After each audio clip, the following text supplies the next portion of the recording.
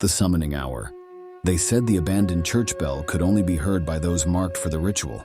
I dismissed it as local folklore until that autumn evening when I ventured too deep into Blackwood forest.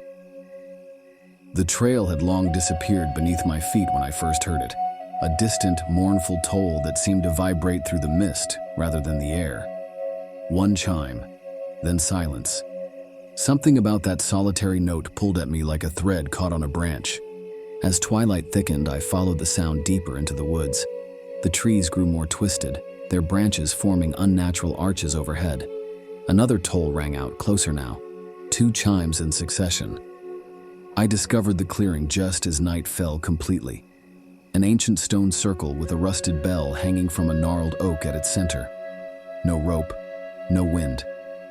Yet somehow, it swung gently, producing that hollow, soul-piercing sound. 3 chimes this time.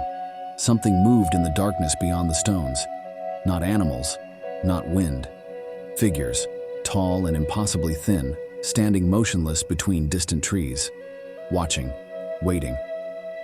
I realized then why the locals never spoke directly about the bell ritual. Why their warnings were always veiled in metaphor. The 4th toll came as the figures began to move toward the circle.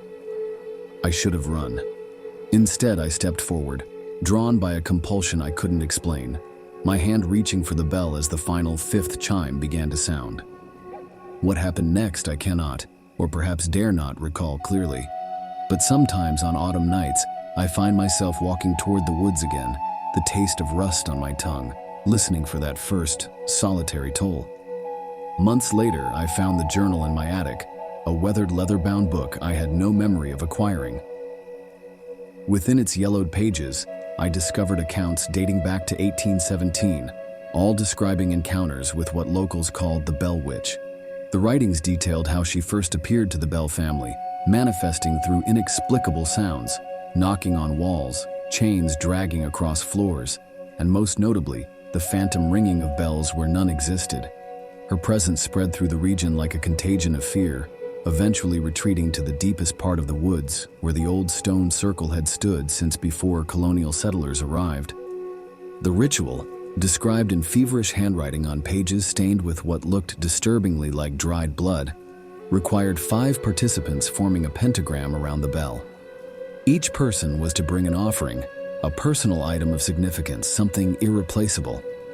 As midnight approached, they would recite an incantation in an ancient tongue, while one among them, always the newest to the circle, would strike the bell 5 times at precise intervals.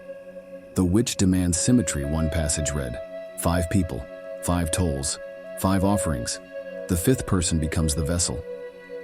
What horrified me most were the detailed accounts of what happened to those chosen as vessels, how they would return from the woods changed, still themselves in appearance but hollow inside, as though something essential had been scooped out and replaced with something else.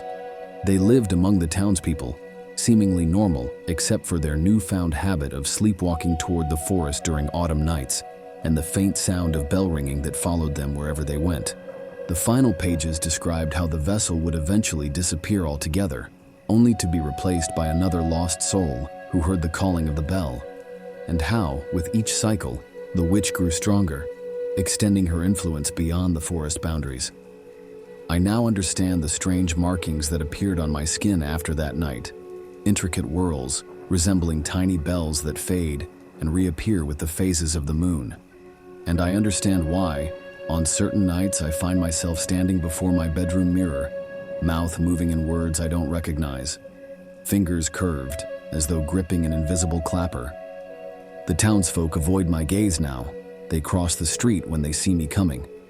But sometimes, I catch them watching with knowing eyes, especially the older ones who wear high collars even in summer heat, hiding what I suspect are markings similar to mine.